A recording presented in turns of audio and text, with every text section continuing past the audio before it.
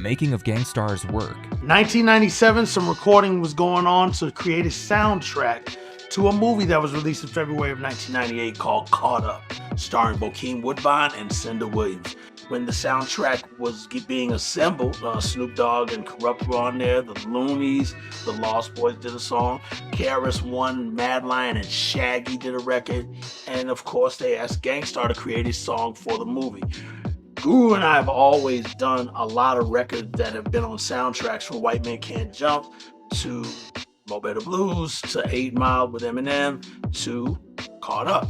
Now, being that we were almost finishing our album during the same time, we said we'll take a pause to make a record for the soundtrack, and that song became Work. So, this was not made for Moment of Truth, it was made for Caught Up.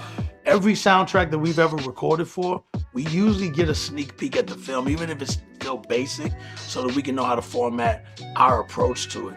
And when we saw it, the first thing I said is, and they even said, can it be a little more up-tempo and the typical Gang Starr sound with a little bit of brightness to the vibe of the music.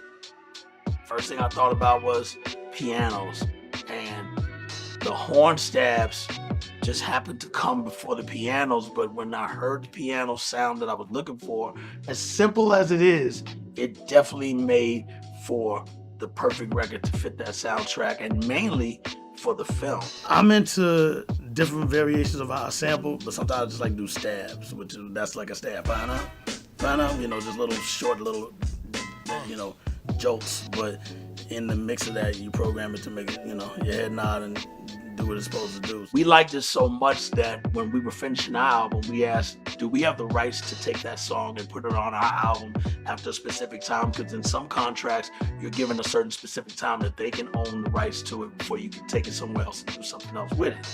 They said, no, since we're label mates with the soundtrack and you're putting out your next album, go ahead and just put it on the album now.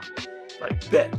Anytime I do gigs, even when Guru was still here and we were doing Gang Starr gigs, it is one of the biggest records that jumps off every time whenever we let it go.